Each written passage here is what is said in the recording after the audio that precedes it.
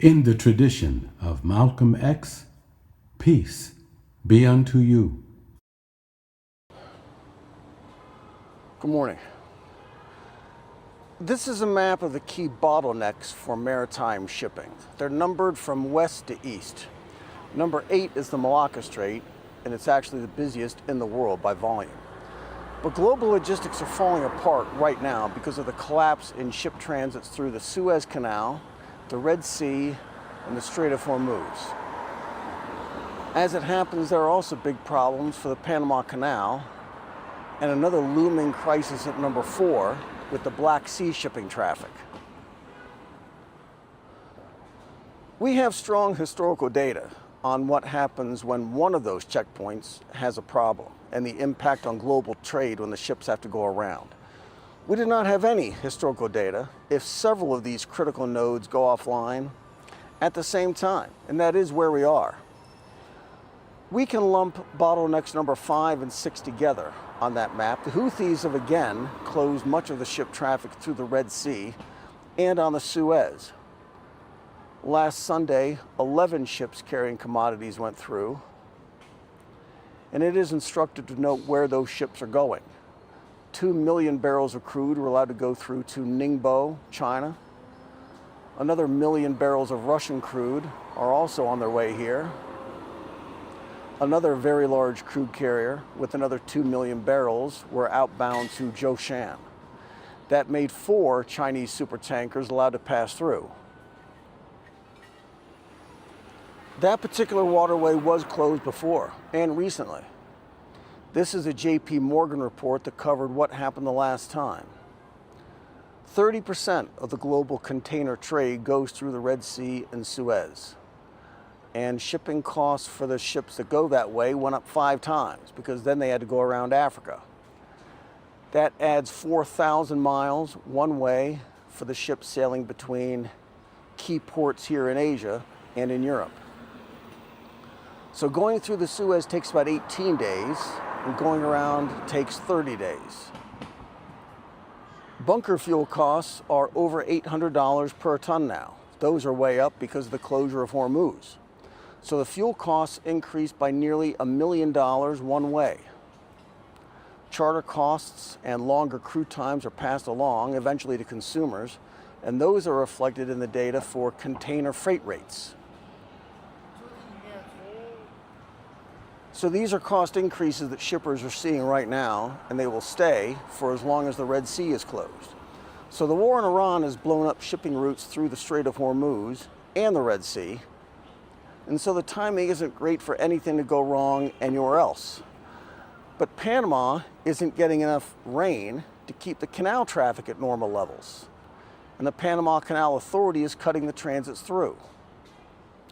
There's strong historical data there too. Last time El Nino hit, the water warmed up, then the water levels dropped, and regulators reduced the flow of traffic. Monthly ship transits in 2024 dropped from over 1,000 to under 700. In 2026, the traffic is already trending down, and the authorities have halted new auctions from 25 July onward. Water levels are forecast to drop through September, and that means big problems for Panamax shippers in the third quarter. Lousy weather is also deeply impacting shipping in Europe. The Rhine River is a critical waterway for heavy industry in Germany, and that river is at record lows. As a result, ships are only able to transport small loads, around 20% of normal. Naturally, that takes a lot more time, and costs are going up. Shipping costs from Rotterdam to Karlsruhe have more than tripled in a single month. And remember again that it takes a lot more time and costs a lot more money to get ships to Europe in the first place, with the Red Sea and the Suez blocked off.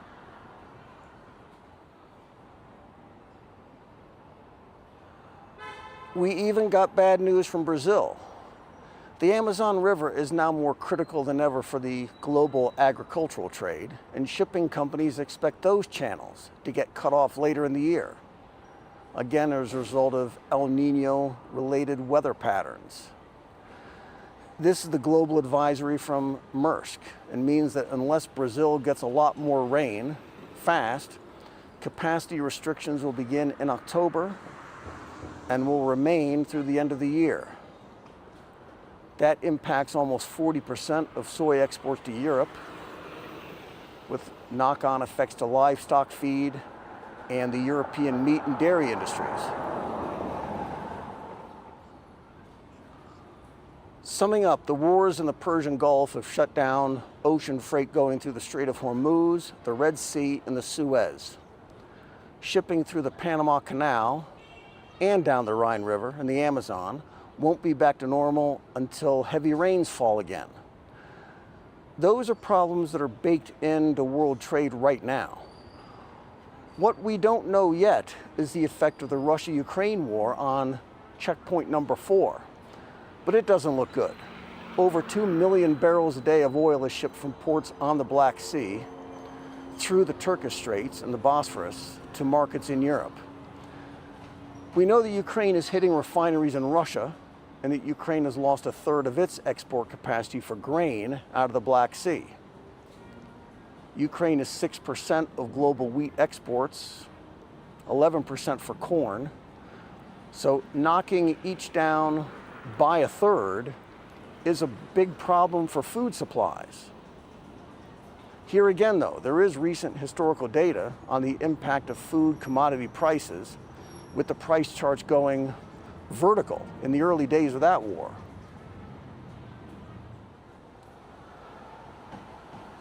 And so now we're losing count on the cumulative impact of these waterway closures. Focusing only on energy, the closure of the Hormuz takes over 20 million barrels per day off of global markets. Plan B was to build pipelines so Saudi and the Emirates could send more oil, over 4 million BPD, out through the Red Sea. But the Houthis have closed that off.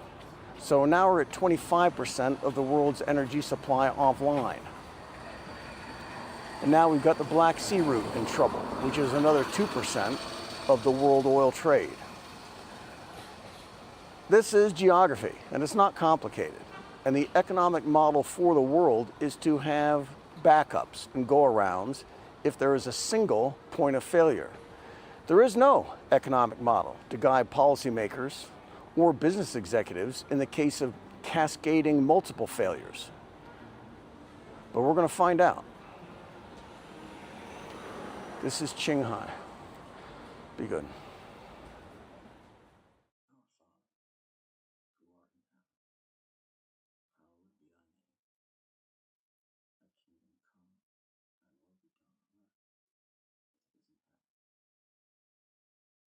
Give us this day our daily bread, and forgive us our debts, as we forgive our debtors.